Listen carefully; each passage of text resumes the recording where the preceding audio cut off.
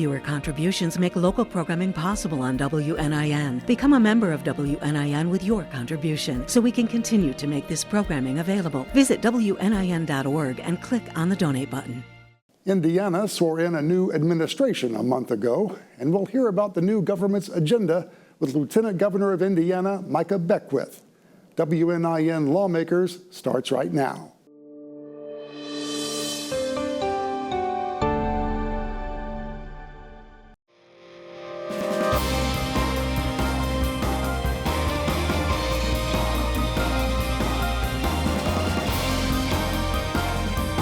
Welcome to WNIN Lawmakers. I'm John Gibson, news manager for WNIN FM.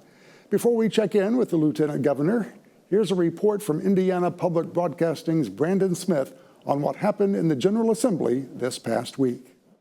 The property tax reform legislation originally rolled every homeowner's tax bill back to 2021 levels, but the amended version is now more narrowly focused on older Hoosiers and disabled veterans, while also limiting how much local governments can collect in property taxes each year. It's estimated to save taxpayers $1.4 billion over the next 3 years. A Senate committee removed a lifetime eligibility limit from a Medicaid reform bill, though it still makes major changes to the Healthy Indiana plan, including reintroducing previously halted work requirements and an enrollment cap. And the original language of a bill aimed at expanding birth control access required local health departments to provide access to condoms, long-acting reversible contraceptives, and over-the-counter birth control. The revised bill excludes condoms and long-acting reversible contraceptives. Doctors say that goes against all medical information and guidelines. For Indiana Public Broadcasting, I'm Brandon Smith at the State House. We're joined now by the new Lieutenant Governor of Indiana, Micah Beckwith. Thank you, sir, for joining us. It's a pleasure to be with you. Thank you for having me. Good to have you on the line here. Tell us a little bit about your background, if you would, Lieutenant Governor. I'm sure a lot of folks are not familiar, so perhaps you can tell us a little bit about you and your background. Yeah, thank you. Well, I grew up in a southern Michigan, little town called Hillsdale. My dad was and grandpa were both in the agriculture industry, and so grew up helping them. Went into sales and marketing in college. I studied at Huntington University in economics and business management. And then met my beautiful wife, Susan. She's from Noblesville. We settled in Noblesville, and I've been working in Indiana ever since. And I also then got into a ministry role, and I've been a pastor. Was a youth pastor for 15 years. I've been in ministry now for almost 20 years, and as well as small business ownership with family business. And I've had a couple other entrepreneurial adventures as well. And so and it's been an honor to serve. We're off to a good start, I think, and just looking forward to the future. Yeah. Well, yeah. Can you tell us a little bit about what inspired you to run for Lieutenant Governor of Indiana? Well, I think I got inspired over the last 4 or 5 years. You know, I've been born and raised Republican. I believe in Republican principles of limited government, lower taxes, just kind of personal responsibility. And over the last 4 or 5 years, I just felt like the Republican Party in Indiana had kind of lost their way on that a little bit. We've grown government, we've increased taxes. During the COVID the season, we were forcing people to stay in their homes. We were forcing parents to watch their kids get masked up in schools. We were forcing people to take a vaccine that they didn't necessarily want for their own health, and yet they had to do it, or else they were going to lose their jobs, or be canceled, or fired from the military, or whatever that was. And I just kind of started speaking up and said, listen, I know what limited government is, and this is not it. And so that really was the catalyst, I think, for me to really just begin to engage in the political process and say, I got to do something to serve. And people just kept telling me, hey, we want you to run. We want you to get involved. And I kind of felt like I was more drafted and pushed into this than anything else. But I'm happy to be here, happy to serve, and looking forward to it. Now, I know going into the process, the new governor, Mike Braun, had another lieutenant governor in mind. Can you tell us how things are going so far now that you two essentially ended up together in the governor's office? Yeah, that's right. Well, yeah, it was a little bit of an arranged marriage there for sure, but it's been great. You know, Mike and I have gone back a long ways.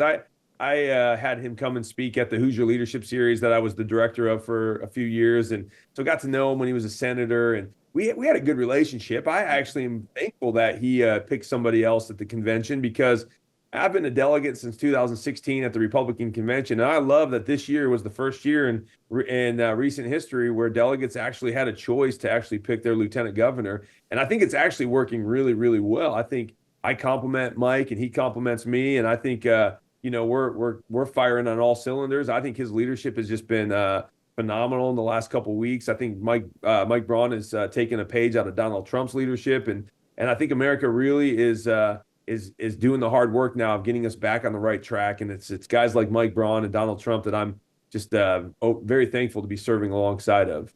Well, let's talk about one of the governor's priorities, property tax relief, a big issue, Senate Bill 1. It was changed quite a bit in committee this week. Perhaps you could tell us a little bit about those changes and what you think of them. Well, I think we're a little disappointed in some of the language that got removed, but that's all right. This is we are still very early in the process. This bill has to get passed out of the Senate next week. Then it goes over to the House, and we start the process all over again. So still a long time to go. I don't think Mike Braun or myself or people who have been fighting and advocating for property tax relief are discouraged. I think we were just disappointed that language wasn't held to. But listen, I think we are going to get something good for the people of Indiana come the end of April. That's what matters. At the end of April, when session is over, what have the people of Indiana received? And I'm very confident that the leadership of the Senate, the leadership of the House, and the executive branch are going to be able to find a way to lift the burden off of the Hoosier taxpayer a little bit, at least in a way that's meaningful for them and their families. That's why they sent Mike Braun and I into the State House, was to begin to help release the burden a little bit that they've been feeling. Was Senate Bill 1, the one that has been revised, did you like that piece of legislation? Is that essentially what you'd like to see? Yeah, I think it was a great start. I think it was, we can't just end property taxes. Even though I'm against property taxes, I think it's, personally, I think you can't be, you won't have the ability to pursue happiness like the Declaration of Independence says if you're not able to own property. Our founders, Jefferson, took that life, liberty, and pursuit of happiness right from John Locke in the 1600s that said life, liberty, and property.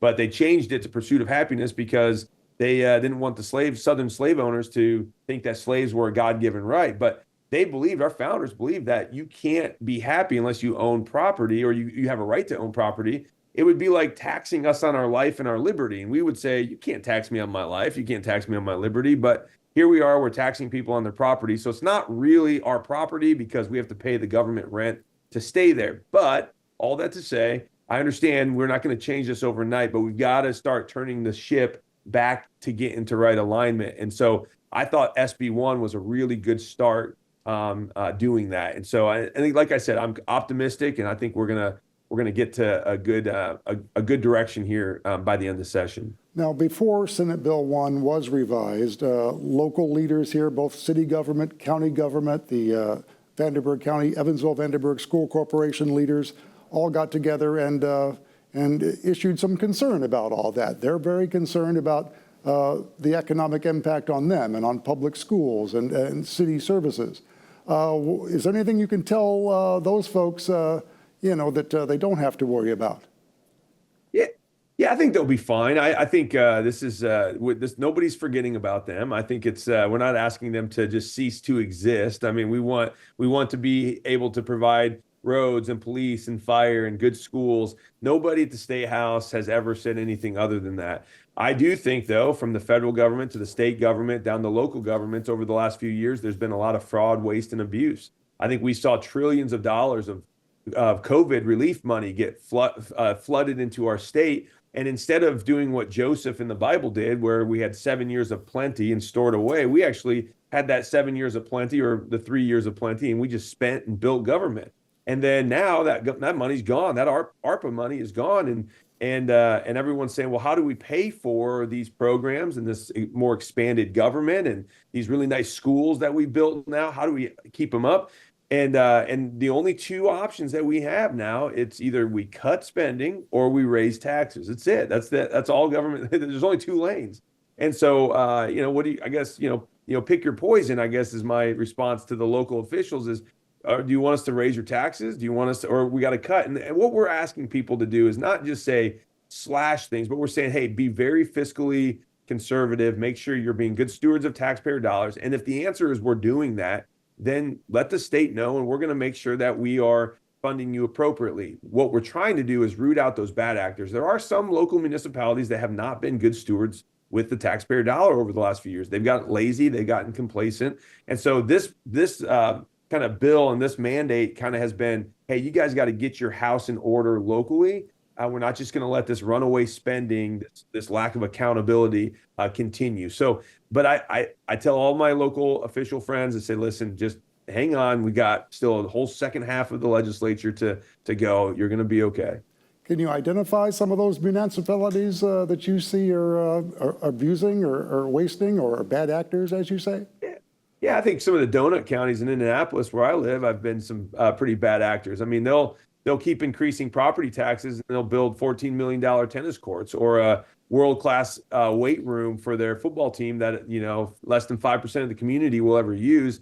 And then they keep raising people's property taxes. Did we really need that for our schools? I mean, it's great that we have it. The nice, big, shiny objects are awesome, but did we need it? Especially when inflation's going through the roof, especially when we've had 4 years of just, seeing grocery prices go up. And I think that's the consequences of what we're dealing with now. So, I look at, some cities around me, like they'll put in roundabouts and then they'll spend $200,000 on artwork to go into the middle of the roundabout. And again, it's pretty. It's nice to look at, but do we need it? And I think that those are some of the things that we're saying. We got to dial that back.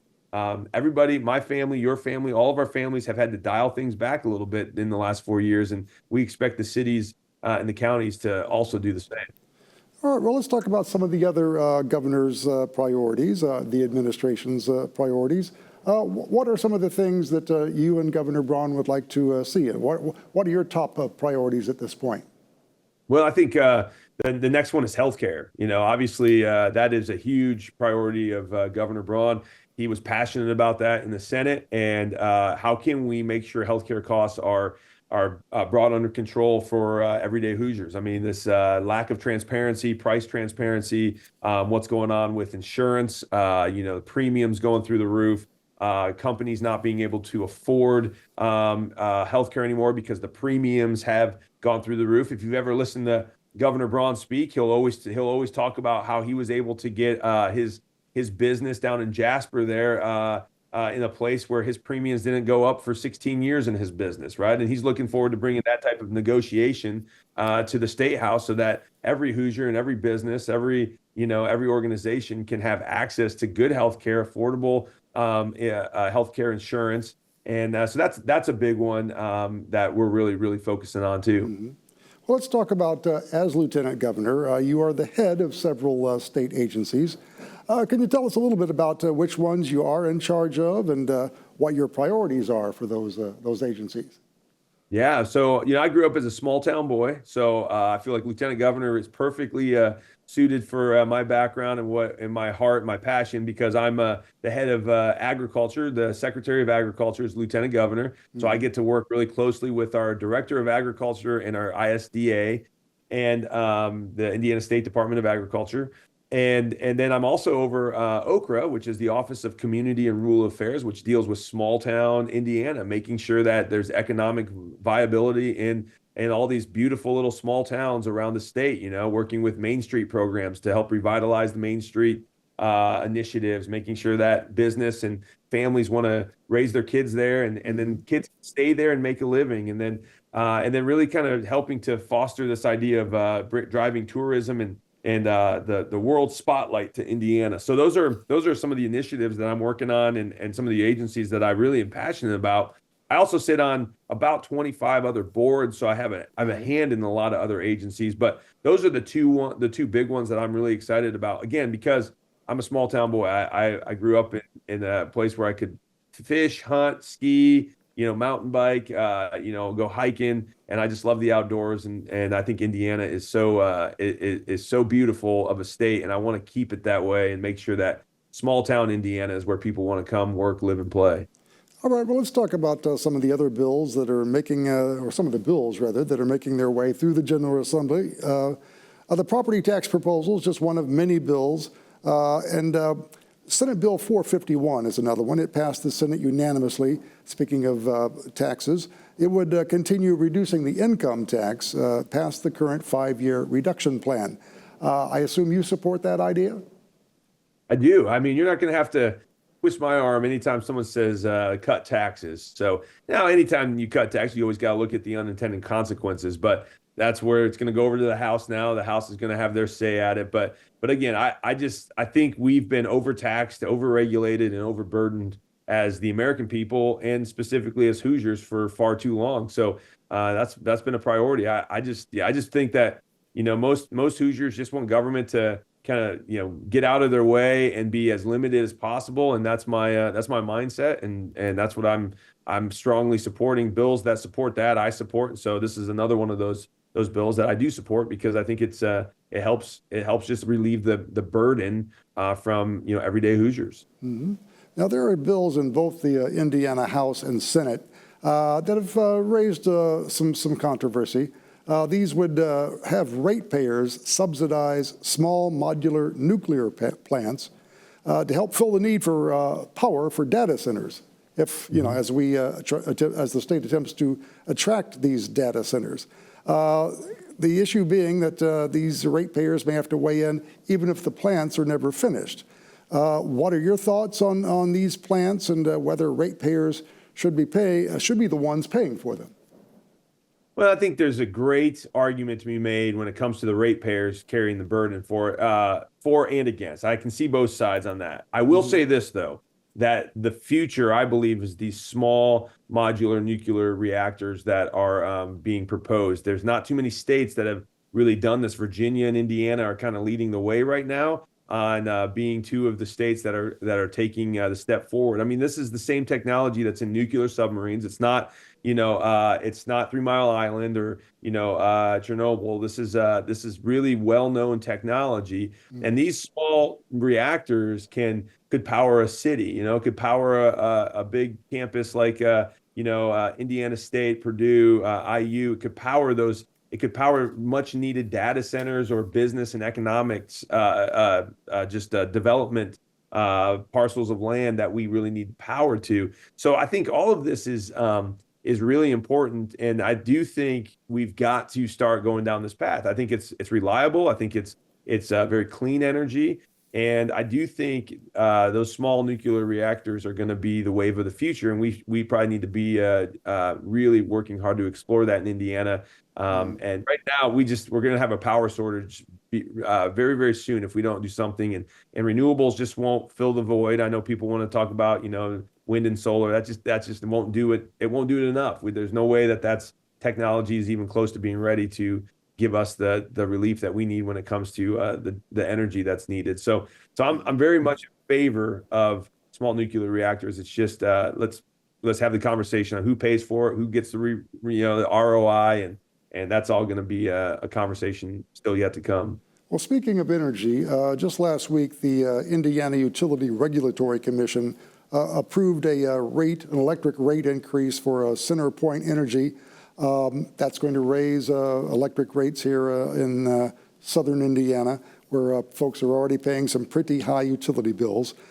Senator Jim Toms on the program last week floated an idea on the program about perhaps making the IURC an elected board. Any thoughts on that? I think it's a great idea. And listen, I really like Senator Toms. You guys have a great senator down there in Jim Toms. But I think sometimes these unelected boards or commissions do more harm than good. They were intended to be, it was good intentions. It wasn't any ill will, but I do think they get out of control. And I think they start to have too much power. And when you start seeing something like what you saw down in your neck of the woods, in the last few weeks, where it's going to really have a significant impact on Hoosiers in the southwest part of the state. I do think there's an argument to be made to say, hey, who's our representative there? How do we petition the government with our grievances? And it's very hard to do that right now with these boards and these commissions, because you don't know who they are. It's hard to find them, and even if you did find them, they're not probably going to listen to you because you're technically not their boss. Whoever appointed them to that board is their boss. So, and that could be, 3 levels of bureaucratic, levels of government, and before you actually get to the elected official who may not even know what's going on. So I always think keep the power closer to the people, and I think that's a win for everybody. Well, in this case, the IURC is the members of that board are appointed by the governor. Any word from the governor on whether he'd like to maybe change the IURC or keep it essentially as it is, an appointed board? Now, I haven't talked to him about specifically the IURC. I don't want to speak for the governor. That's certainly a question to ask him. I can tell you, I think I know Mike Braun's political philosophy pretty well, though, at this point. And I do think he's a guy that says keep power close to the people. And if he feels like the IURC is getting out of hand, he'll do what he can with his appointments to rein it in. I think I trust Mike Braun to make some really good appointments to that. However, what do we do after Mike Braun, right? I think we always have to be thinking 10, 15, 20 years down the road as politicians and say, what could happen if you get somebody who isn't a good entrepreneur or business leader or has a good limited government philosophy? How can we protect the people 10, 15, 20 years out? So I think Mike would probably be thinking in that way too. So certainly worth the conversation that I can bring up with him next time I see him, though. Yeah, well, speaking of elections, Senate Bill 355 would move municipal elections to even years, which would align them more with the federal elections, like the presidential election. It is headed to the full Senate now for a vote. What do you think of the idea of changing the years for these municipal elections? Yeah, I think it's not a bad idea. We struggle with voter turnout in Indiana. I've been very engaged in getting voters to the polls for a number of years now, and it's always pretty disappointing when you get these off years, these odd year elections, where it's just municipalities. And I mean, you'll have, just in some cases 10, 11, 12% voter turnout, and it's just very disheartening. And I think that's just because we're not a very in odd years. I think people like to kind of say, hey, the big elections are the even years, and then they do that well, and then they say, okay, I've done my job, and then they forget about it. Well, we can never forget about the elections, and it's just hard for people, I think, to stay up to date on all the little things that are happening politically. So if we can consolidate it into even years, I think that probably would help. It might save some money around the time of elections. That the county clerks aren't being so tapped to run these elections that we could maybe consolidate with some of the bigger ones. So yeah. Well, speaking of elections, one other Senate bill that's getting a lot of attention, Senate Bill 284. It would reduce the number of early voting days, would cut them in half. What do you think of reducing early voting? Is that something you can get behind? Yeah, I think so. I'm not opposed to it. I like the idea of making a voting day a national holiday and putting down to just one day. Although I don't think that's necessarily practical, and I've actually taken very much advantage of the early voting days myself. I just think we've got to, I think 2 weeks is plenty of time for people to be able to get out and vote. I understand the argument where some people say, no, we want the whole month but at some point it just gets to you just got to say, hey, listen, you're either going to vote or you're not. And, I think our Indiana government has done a good job of making voting very accessible for everybody. And I think it would save money if we limited it to 2 weeks, and I would be in support of something like that. You mentioned eligibility for voters. There's also the measure about not allowing college IDs to be a legal ID for voting. What are your thoughts on that idea? I think it's great. I think we need to rein that in because there are reports of people using college IDs to go vote in states that they are not registered to vote in. And so, listen, everyone should be able to have a valid state ID. It's not hard to get. Even if you're on a college campus somewhere, you're going to have probably a state ID from your home state. it is not too big of an ask to say get a state issued ID in order to vote and bring that with you when you vote. And people who oppose something that's so common sense, to me it makes me think that they really are trying to pull some shenanigans. It's like, again, it's not a major ask to get a state issued ID that works for voter registration, and I don't think a college ID is that, because you get people from all over the country that might come to your college, and if they have let's just say an IU college ID, they could walk into a voter center, and if the clerk or the poll worker doesn't catch it, they could seemingly get into their vote. Once they vote, their vote is counted, and you can never get it back. We have just a minute or so left here. Anything else, Lieutenant Governor, that you'd like to add? Maybe some other priorities as we move forward? Well, no, I think it's been an absolute honor. I love it. We've got a great team. I've been very encouraged by the atmosphere at the State House, the people who genuinely are trying to work across the aisle, finding good common sense solutions. And I love the advocacy that I see on a daily basis at the State House. Organizations from all over the state coming in, making their voices heard, and I just think it's a beautiful picture of our republic. And I'm reminded of Benjamin Franklin walking out of Independence Hall in 1787 there, and a woman asked him, "What have you given us, Dr. Franklin?" after they had crafted the Constitution, and he says, "A republic, madam, if you can keep it." And so when I see people engaging in the constitutional process, it's just we're picking up that mantle and keeping the republic that we've been so blessed to live in for so many years. So it's been an honor. We'll have to leave it there. Lieutenant Governor Beckwith, thank you so much for joining us. Thank you. Thank you for having me. We appreciate that. Next week, our scheduled guest is Indiana State Representative Alex Burton.